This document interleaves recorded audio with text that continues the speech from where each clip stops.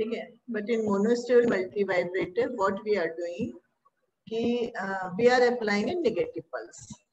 So when there is no negative pulse, if we have not applied any negative pulse, then due to positive feedback, it will produce plus V set. ठीक है, तो यहाँ पे plus V set होगा.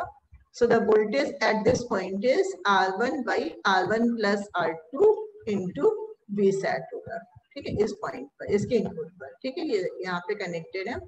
So the value of beta is R1 by R1 plus R2. And that voltage is always at this point, it is always at positive terminal. ठीक है, non inverting terminal पर होगा. तो अब इस case में क्या है, यहाँ पे पॉजिटिव वोल्टेज है, means non inverting terminal is positive with respect to inverting terminal. So it will always be, the output is always be at V plus V set. ठीक है. Now what will happen कि this diode, this capacitor, यहाँ पे positive है plus V set, यहाँ पे ground है, तो कैपेसिटर विल चार्ज. ठीक है, अब कितनी वैल्यू तक चार्ज होगा, अगर यहाँ पे हम D1 नहीं प्लेस करते तो ये चार्ज होता है टिल प्लस V सेट. ठीक है, प्लस V सेट तक चार्ज होता है. But because of this diode, if voltage across diode will be 0.7 volt, then the diode will start conducting. ठीक है, और डायोड जैसे ही कंडक्ट करेगा तो क्या हो जाएगा, when diode will conduct, then the current will flow through diode to the ground. So there is no voltage across this capacitor. ठीक है, voltage across capacitor, maximum voltage across capacitor is 0.7. ठीक है, 0.7 से जैसे ही कुछ भी ज्यादा होगा डायोड कनेक्ट करने लगेगा. तो मैक्सिमम वोल्टेज यहाँ पे क्या होगा, 0.7 वोल्ट. अब हम ये R1 R2 की वैल्यू ऐसा सेलेक्ट करेंगे कि ये इस पॉइंट पे वोल्टेज हमेशा 0.7 से ज्यादा हो. अगर 0.7 से कम होगा तो कैपेसिटर के क्रॉस वोल्टेज हाई हो जाएगा और आउटपुट आपका माइनस V सेट होगा. लेकिन यहाँ पे R1 by R1 plus R2 इस वोल्टेज डिवाइडर की वैल्यू ऐसा रखते हैं कि this voltage should always be greater than 0.7. ठीक है, तो अब क्या हो रहा है कि diode is charging with 0.7, this capacitor is at 0.7 volt. The voltage at this terminal is greater than 0.7 volt, and so output is plus V set. ठीक है, so plus V set output पे हमेशा रहेगा, and it is the stable state for the monostable multivibrator. ये हमेशा stable state में रहेगा. अब क्या हो रहा है कि when we apply a negative potential, ठीक है, पॉजिटिव टू नेगेटिव पोटेंशियल यहाँ पे जो अप्लाई करेंगे तो क्या हो रहा है कि when suppose it starts from 1 volt to minus 1 volt. So when it is at 1 volt, it is positive and the output is plus V set. But when it reduces by 0.7 volt, मतलब 1 से ये 0.7 के below जाएगा, below 0.7 volt, then what will happen? The potential at this, the voltage at this terminal will be negative with respect to this. It means that the voltage at this terminal is positive with respect to this. So when the voltage at this terminal will be positive, then what will happen? The output will go to minus V set. ठीक है, तो ये minus V set हो जाएगा. अब now it is, the output is at minus V set, so beta will be R1 by R1 plus R2 into minus V set. तो यहाँ पे वोल्टेज क्या हो जाएगा, R1 by R2 plus R1 into minus V set. यहाँ पे ये है, यहाँ पे वोल्टेज क्या हो जा रहा है. ठीक है, सो माइनस, अब क्या हो रहा है कि यहाँ पे अब कैपेसिटर क्या हो रहा है कि यहाँ से डिस्चार्ज होना शुरू होगा. ठीक है, डिस्चार्ज किस लेवल तक होगा, it will go to minus V set. Minus V set तक ये जाने की कोशिश करेगा. लेकिन क्या हो रहा है कि उससे पहले ही जैसे ये यहाँ से डिस्चार्ज होना शुरू किया और ड्यूरिंग डिस्चार्जिंग जब कैपेसिटर के क्रॉस वोल्टेज इसके क्रॉस वोल्टेज से नेगेटिव हो जाएगा ज्यादा, तो उस केस में ये पॉजिटिव हो गया. ठीक है, और जैसे ये पॉजिटिव होगा आउटपुट क्या हो जाएगा, output will be plus V set. ठीक है, सो आउटपुट किस पे डिपेंड कर रहा है? Output always depends on the value. You can मतलब to understand you can assume कि output will be plus V sat when this voltage is positive with respect to this. मतलब VB जब भी पॉजिटिव होगा वीए के रिस्पेक्ट में output हमेशा plus V set होगा. तो अगर ये कंपैरेटिव चीजें आप हमेशा ध्यान में रखेंगे तो हमेशा आप इसके वर्किंग को समझ सकते हैं. ठीक है, तो यहाँ पे हम हमेशा देखेंगे कि जब भी वी इनपुट पॉजिटिव होगा तो उस केस में आउटपुट प्लस वी सेट होगा, और जब भी वी इनपुट इसके रिस्पेक्ट में नेगेटिव हो जाएगा आउटपुट माइनस वी सेट होगा. तो पहले जब यहाँ पे प्लस वी सेट था, कैपेसिटर चार्ज था 0.7 वोल्ट तक, और चूंकि कैपेसिटर के क्रॉस पोटेंशियल इस वोल्टेज से कम था इसलिए ये आउटपुट प्लस वी सेट था. अब जैसे हम नेगेटिव अप्लाई करें और जैसे इसका यहाँ पे वीबी वीए के रिस्पेक्ट में नेगेटिव होगा, यानी कि 0.7 से जरा सा भी कम होगा तो आउटपुट माइनस वी सेट हो जाएगा. ठीक है, जैसे ये माइनस वी सेट होगा कैपेसिटर डिस्चार्ज होगा, क्योंकि कैपेसिटर पे 0.7 वोल्ट है, यहाँ माइनस है, तो capacitor will discharge through this potential. ठीक है, यहाँ पे जो ग्राउंड होगा इसके थ्रू ये इसका पाथ हो जाएगा, डिस्चार्जिंग पाथ. ठीक है, यहाँ से इसका कैपेसिटर का भी डिस्चार्जिंग पाथ हो जाएगा. ठीक, इस पाथ से डिस्चार्ज. अब जब डिस्चार्ज हो रहा तो during discharging when the voltage goes less than B input then what will happen? It will, जब इससे कम हो जाएगा वोल्टेज तब क्या हो गया, फिर ये पॉजिटिव हो गया and then again it will go plus V set. तो व्हाट वी कैन से कि the stable state is plus V set.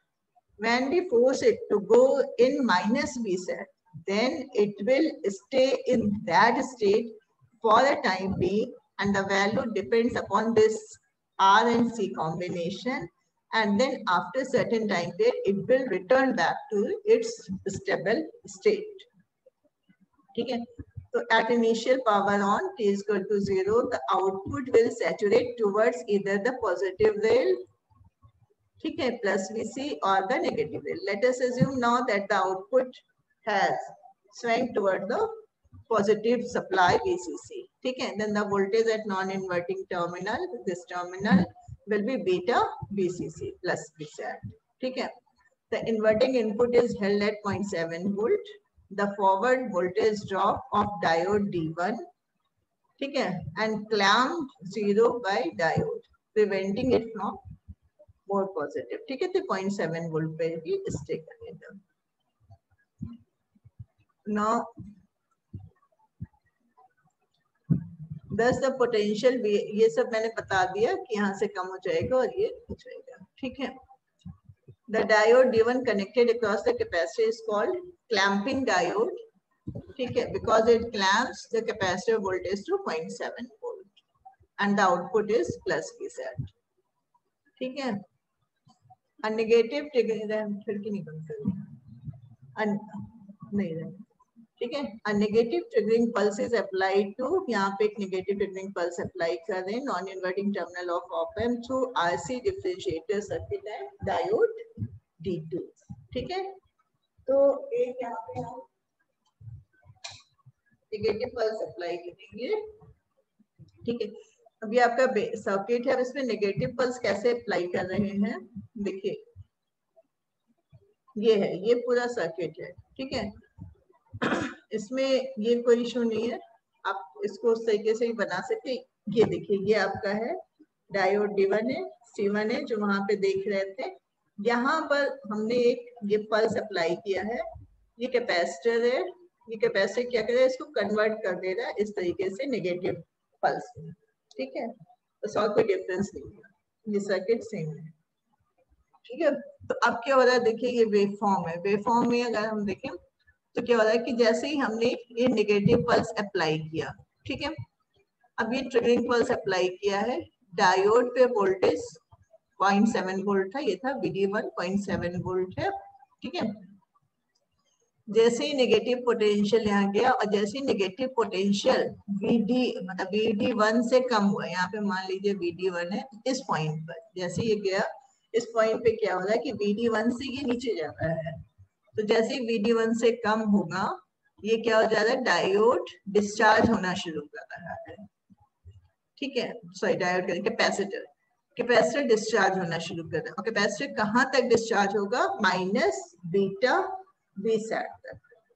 जैसे ये माइनस बीटा वी सैट जो कि वोल्टेज यहाँ पे था, ठीक है, ये माइनस बीटा वी सैट जैसे ही इससे नेगेटिव होगा वैसे ये पॉजिटिव होगा, रिस्पेक्टिव बात हो रही है। रिस्पेक्टिवली अब क्या हो रहा है, जैसे ही इसके नीचे जा रहा है वैसे ही क्या हो गया है कि जो नॉन इन्वर्टिंग टर्मिनल है उसका वोल्टेज हायर हो रहा है। ये नॉन इन्वर्टिंग टर्मिनल का वोल्टेज है इस समय माइनस बीटा वी। ठीक है, जैसे ही हमने पल्स अप्लाई की 0.7 वोल्ट से ज्यादा जा रहा है। ठीक है, इसको जैसे 0.7 वोल्ट से लोअर जाएगी उस केस में आउटपुट माइनस वी सेट हो चुका है। ठीक है, आउटपुट माइनस वी सेट है और R1 के cross voltage beta V set है, VB जिसको कहेंगे। अब जैसे ही VB ये डिस्चार्ज हो रहा है, जैसे ही ये इस वोल्टेज के नीचे जाएगा वैसे ही अब क्या हो जाएगा कि जो नॉन इन्वर्टिंग टर्मिनल पे वोल्टेज है वो ग्रेटर हो गया। ठीक है, ग्रेटर हो गया तो प्लस वी सेट आउटपुट आ गया। तो ये आउटपुट है। आउटपुट देखिए पहले प्लस वी सेट था, जैसे ही डायोड वोल्टेज रिड्यूस हुआ 0.7 वोल्ट से कैपेसिटर के क्रॉस वोल्टेज, मतलब जो यहाँ पे वोल्टेज जैसे ही जो ये वोल्टेज अप्लाई करें जैसे ही 0.7 वोल्ट से कम हुआ वैसे ही आउटपुट माइनस वी सेट चला गया। माइनस वी सेट तब तक रहेगा जब तक कि कैपेसिटर डिस्चार्ज होते होते होते होते माइनस बीटा वी सेट तक नहीं आएगा। जैसे ही माइनस बीटा वी सेट से कम हुआ वैसे ही कैपेसिटर फिर से चार्ज होना शुरू हो गया, 0.7 वोल्ट तक वो चार्ज होगा। तो जैसे ही चार्ज होना शुरू हुआ यहाँ से आउटपुट इंक्रीज करने लगा और आउटपुट हो गया प्लस वी सेट। ठीक है, इसमें किसी कोई डाउट है तो पूछ सकता है। ठीक है, जो भी ये ऑपैम्प की सर्किट है इसमें बस आपको यही समझना है, आप इसको नॉन इन्वर्टिंग को पकड़ लीजिए। अगर नॉन इन्वर्टिंग टर्मिनल का वोल्टेज रिस्पेक्टिवली इन्वर्टिंग टर्मिनल के वोल्टेज से पॉजिटिव होगा तो आउटपुट प्लस वी सेट होगा, क्योंकि फॉरवर्ड यहाँ पे जो फीडबैक है पॉजिटिव फीडबैक है। और जैसे ही नॉन इन्वर्टिंग टर्मिनल का वोल्टेज इन्वर्टिंग टर्मिनल के वोल्टेज से कम होगा आउटपुट माइनस वी सेट होगा। ठीक है, यहाँ तक किसी कोई डाउट हो, इस वेवफॉर्म में कोई डाउट हो तो पूछ सकता है, अदरवाइज हम आगे चले। So any doubt? नो? ठीक है, so this is same waveform, same circuit. So now we have to calculate to find the instantaneous value of voltage across capacitor. We have to find out the time period of this waveform. ये जो waveform है इसका हमें time period find out करना है। ठीक है, ये जो waveform पे generate हो रही है, हमने यहाँ पे triggering pulse दिया, triggering pulse एक waveform generate हो रही है, इसका जो ये time period है, ठीक है, इस टाइम पीरियड को हमें कैलकुलेट करना है। ठीक है, तो यहाँ पे अगर हम देखें तो इनिशियली कैपेसिटर का क्या वोल्टेज था, BD डायोड वोल्टेज था। डायोड वोल्टेज से डिस्चार्ज कहाँ तक हो रहा, माइनस वी सेट तक। और अगर हम इसको फ्रीली छोड़ देंगे तो माइनस डिस्चार्ज हो रहा माइनस बीटा वी सेट तक। और अगर हम इसको इनफाइनाइट टाइम के लिए छोड़ देंगे, यहाँ पे कोई बाउंडेशन नहीं लगाएंगे तो माइनस बीटा वी सेट तक वो जा सकता है। ठीक है, तो we have to calculate this time period T. ठीक है, ये टी को हमें कैलकुलेट करना है। सो सेम इक्वेशन जो उन्होंने पहले अप्लाई किया था, VC वोल्टेज VCT यहाँ पे कर सकते हैं, voltage across capacitor at any time is equal to final voltage plus initial voltage of across capacitor minus final voltage across capacitor into e to the power minus t by RC। ठीक है, यहाँ पे ये t आएगा। ठीक है, हम लोग यहाँ पे small t लिख सकते हैं क्योंकि वेरिएबल है। तो VF is final value, VI is initial value, t is time, RC is time constant। ठीक है, we observe that a negative pulse is generated at the output। ठीक है, so now from here we can calculate voltages VC is equal to VF plus VI minus VF e to the power DC. अब हम लोग यहाँ पे देखेंगे अगर voltage, तो कैपेसिटर के क्रॉस वोल्टेज क्या है, हमें we have to find out this time period, ठीक है। तो इस टाइम पीरियड में अगर हम लोग देखेंगे तो फाइनल वैल्यू जो कैपेसिटर की है वो फाइनल वैल्यू तो माइनस भी सेट है, लेकिन स्टार्टिंग कहाँ से कैपेसिटर डिस्चार्ज होना कहाँ से शुरू करना, एनी प्रॉब्लम, डिस्चार्ज कहाँ से होना शुरू कर रहा, माइनस VD1 से, ठीक है। कहाँ तक जाएगा, फाइनल वैल्यू इसकी क्या होगी, final value minus V set होगी, ठीक है। इनिशियल वैल्यू VD है।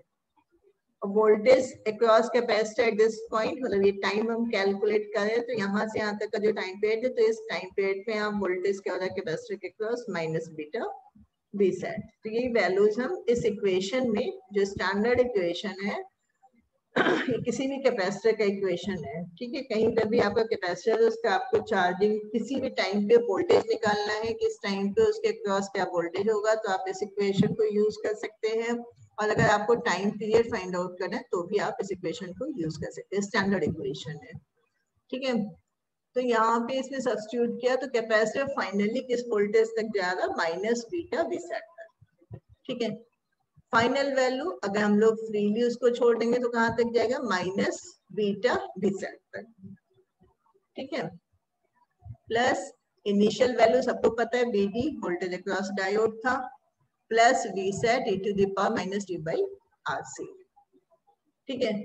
फिर हम लोग इसको एक साइड में करेंगे तो ये क्या वैल्यू आ जाता है, e to the power minus T by RC, this is equal to V set minus beta V set by VD plus V set, ठीक है। दोनों डायरेक्शन में अगर हम लोग लॉगरिथमिक ले लेंगे तो minus T by RC ln, यहाँ पे हम V सेट कॉमन ले सकते हैं तो यहाँ पे आ जाएगा 1 माइनस बीटा, ठीक है। ln ये हो गया V set minus beta V set divided by VD plus V set, ठीक है। अब हम लोग इसको सिंप्लीफाई करेंगे तो आ गया RC और ln, अब ये माइनस साइन है तो माइनस को ln में अगर हम लोग माइनस साइन होता है तो इसको हम लोग डिनोमिनेटर न्यूमरेटर को चेंज कर देंगे तो माइनस साइन रिमूव हो जाता है। तो यहाँ पे ये क्या है कि न्यूमरेटर और डिनोमिनेटर को इंटरचेंज कर दिया तो ऊपर ये आ गया VD plus V set by V set minus beta V set. तो V सेट यहाँ से कॉमन ले लिया, ऊपर नीचे दोनों न्यूमरेटर डिनोमिनेटर दोनों से V सेट को रिमूव कर दे, कैंसिल कर दे तो क्या आ जाएगा, यहाँ पे V सेट है यहाँ पे 1 आ गया, ये हो गया VD बाई V सेट और यहाँ दोनों से V सेट मतलब कॉमन हो गया, सो ये कैंसिल आउट हो गया 1 minus beta. So your final equation will be this one, ठीक है। Now if we assume that the value of beta V set, तो V set अगर हम लोग 15 वोल्ट सप्लाई यूज कर रहे हैं तो V set will be 15 volt. Ideally it is 15 volt, but practically it may be 13.75 volt or 13.5 volt due to some drops. So V set is approximately 15 volt we can say, and VD is 0.7 volt. So 15 volt is much greater than 0.7 volt.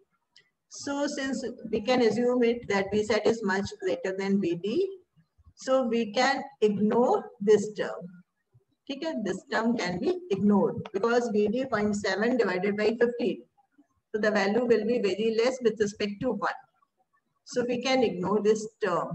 ठीक है, VD by V set we can ignore, and so it will be T is equal to RC ln 1 by 1 minus beta.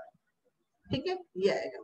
Now if we keep R1 is equal to R2, मान लीजिए हमने कर दिया, so beta will be R1 by R1 plus R2, so beta will be 0.5, and when we substitute 0.5, ठीक है here, so the equation will be 0.69 RC, ठीक है, okay. तो यहाँ पे किसी को कोई डाउट है?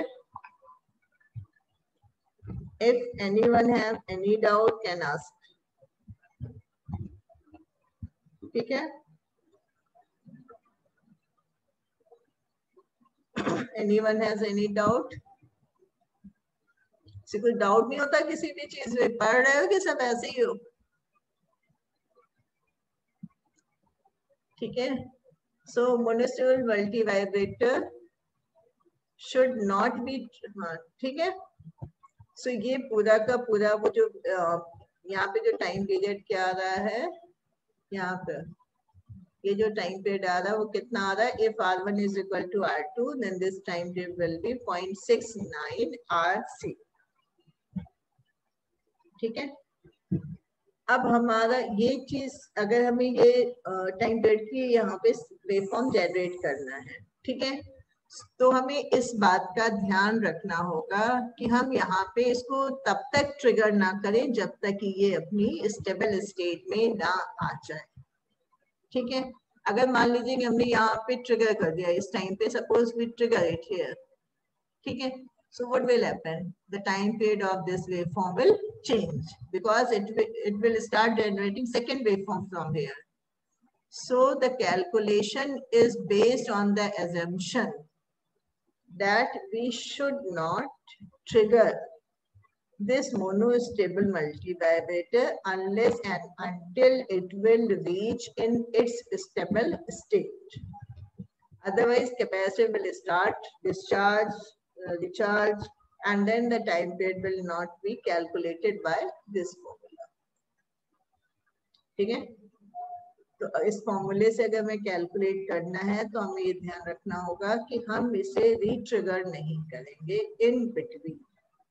ठीक है, इसके बीच में ये पल्स नहीं, जब तक कि अब सेकेंड पल्स कब अप्लाई करेंगे? जब ये आ गया अपने स्टेबल स्टेट में, तो हम यहाँ एक पल्स अप्लाई कर सकते हैं, फिर से ये एक्शन रिपीट होगा। लेकिन अगर हमने यहीं पे दूसरी पल्स अप्लाई कर दिया तो ये यहाँ से सेकेंड पल्स जनरेट करने लगेगा।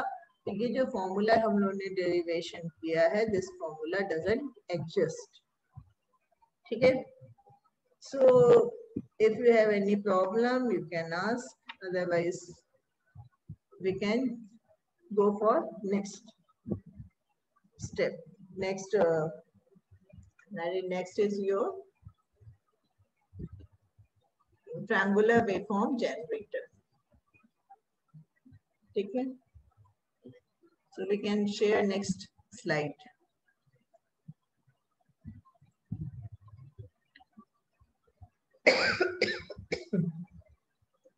So we can share next slide.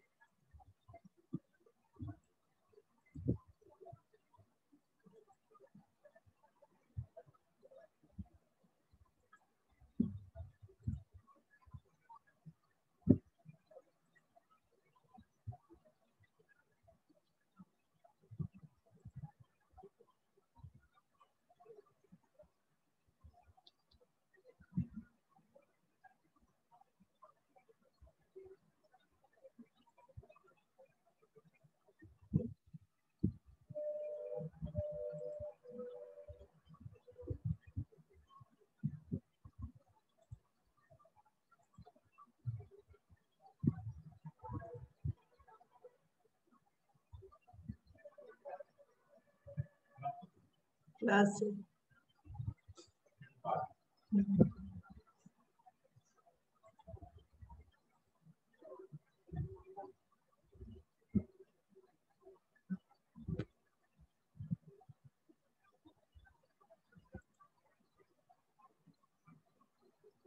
Okay, just want to share one in the whiteboard once.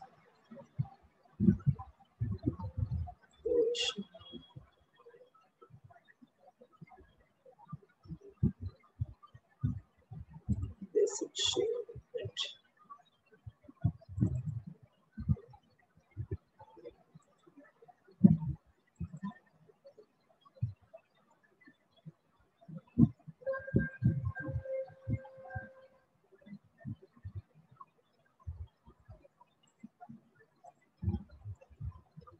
So ये स्क्रीन विजिबल है?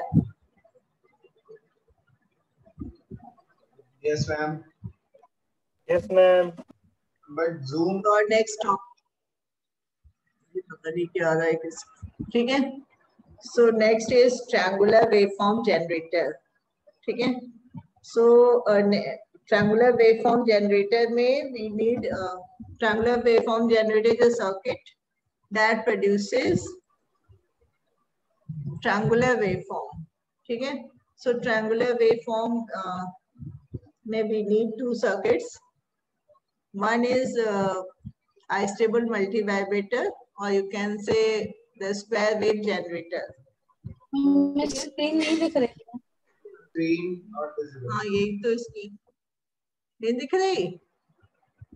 No, ma'am. No, ma'am. दिख रही कि नहीं दिख रही? No, ma'am.